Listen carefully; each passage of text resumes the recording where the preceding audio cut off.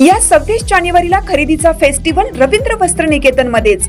कल्याणी गडवाल साडी 495 मध्ये, पेशवाई सिल्क साडी 594 मध्ये, गर्ल्स वन पीस ड्रेस 333 मध्ये, कार्गो 6 पॅकेट 499 मध्ये, डिजिटल प्रिंटेड टी शर्ट फक्त 180 मध्ये। अशा अनेक असंख्य ऑफर्स एकाच छताखाली।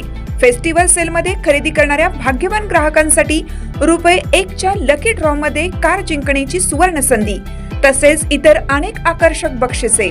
ऑफर 22 जानेवारी ते 5 फेब्रुवारी, फक्त 15 दिवसांसाठी। आजच भेट द्या रवींद्र वस्त्र निकेतन, सलगरे, तालुका मिरज, जिल्हा सांगली। ताज्या बातम्यांसाठी महान करेला सबस्क्राइब करा आणि बेल आयकॉनला क्लिक करा। वजर बुद्रुक सर्कलमध्ये परिवर्तनाचे वारे। 20,000च्या प्रस्थापित राजकारणाला जनता कंटाळली, नव्या चेहऱ्याची मागणी जोरात।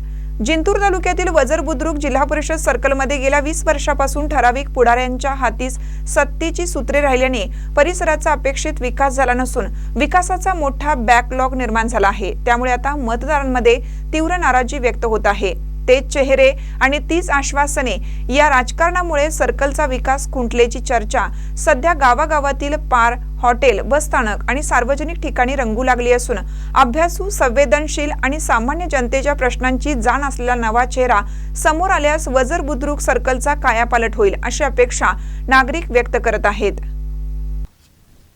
विशेष म्हणजे वजर येथे तालुक्यापेक्षा मोठे प्राथमिक आरोग्य केंद्र मंजूर असतानाही येथे डॉक्टर आठवड्यातून केवळ एकदाच उपस्थित राहत असल्याने गरीब व गरजू रुग्णांना उपचारासाठी खासगी रुग्णालयात हजारो रुपये खर्च करावे लागत असून या आरोग्य केंद्राच्या दुरावस्थेकडे गेल्या 20 वर्षात एकाही लोकप्रतिनिधीने गांभीर्याने लक्ष न दिल्याने नागरिकांमध्ये संतापाची भावना आहे। तसेच गावाबाहेरील बस स्टँड बाहेरील मुख्य रस्त्यालगत पादचारी रस्त्याजवळ पावसाचे पाणी साचून मोठमोठे खड्डे तयार झाले असून या चिखलातून मार्ग काढताना नागरिकांना तारेवरची कसरत करावी लागत आहे। लहान मुलांना शाळेत जाण्यास मोठ्या अडचणींचा सामना करावा लागत असल्याचे बोलले जात आहे। आरोग्य व रस्त्याच्या समस्यासोबतच मोकाट जनावरांचा प्रश्नही गंभीर बनला असून वर्षभर कष्ट करून पिकवलेली शेती मोकाट जनावरे रातोरात उद्ध्वस्त करत असल्याने शेतकरी हवालदिल झाले आहेत व पिकाच्या संरक्षणासाठी कडाक्याच्या थंडीतही रात्रभर बांधावर पहारा लागत आहे।